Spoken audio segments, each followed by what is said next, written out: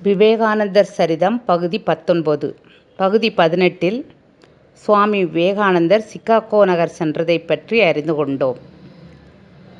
இப்பகுதியில் சிகாகோவின் சாலைகளில் என்ற தலைப்பில் நாம் சில செய்திகளை அறிய இருக்கின்றோம். அடுத்த நாள் விடியற்காலை சுவாமிஜி மெல்ல விழித்து பெட்டியிலிருந்து இறங்கி வந்தார். இரவு முழுவதும் முடங்கிக் கிடந்ததால் அவர் உடல் மிகவும் களைத்திருந்தது. பசியும் தாகமும் அதிகரித்தன. ஆனால் அவரோ தம் பணியை நிறைவேற்றத் துடித்தார். பாஸ்டன் நகரில் அவர் பிரபலமான மனிதர் ஒருவரை சந்தித்திருந்தார். அவர் ஹார்வர்ட் பல்கலைக்கழகத்தில் பேராசிரியராக இருந்த ஜான் ஹென்றி ரைட்.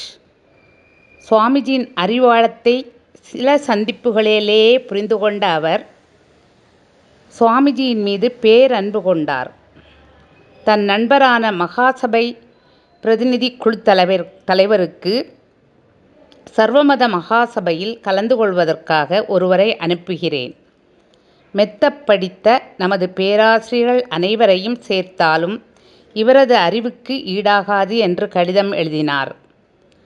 சுவாமிஜி மகாசபையில் கலந்து கொள்ள இந்நண்பர் உதவுவார். எனவே சுவாமிஜி அவரை சந்தித்தாக வேண்டும். ஆனால் சுவாமிஜி அவர் செல்ல வேண்டியிருந்த அலுவலக முகவரியை தவற விட்டிருப்பதை அப்போதுதான் உணர்ந்தார். சிகாகோவோ மிகப்பெரிய நகரம்.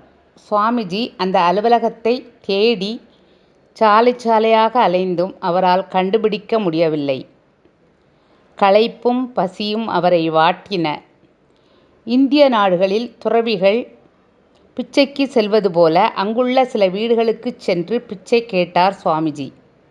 ஆனால் அமெரிக்கா, இந்தியா அல்லவே. யாரும் அவருக்கு உணவிட முன்வரவில்லை. அவரை துரத்தியதோடு அவமானமும் செய்தனர்.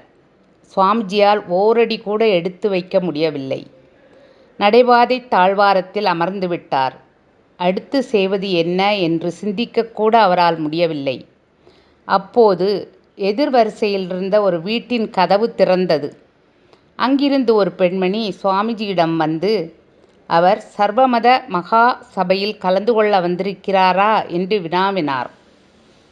பின்னர் அவரை தன் வீட்டிற்கு அன்போடு அழைத்து சென்று கௌரவ விருந்தாளியாய் உபசரித்தார்.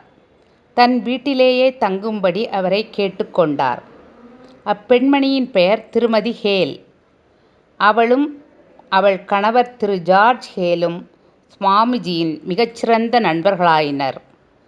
பிற்காலத்தில் சிகாகோ சென்ற போதெல்லாம் சுவாமிஜி அவர்கள் வீட்டிலேயே தங்கினார். அன்றைய தினமே ஹேல் அம்மையார் அவரை தன் வண்டியில் சர்வமத மகாசபை அலுவலகத்திற்கு அழைத்துச் சென்றார். சுவாமிஜி இந்து மதத்தை குறித்து உரையாற்ற அனுமதி வழங்கப்பட்டது. நன்றி.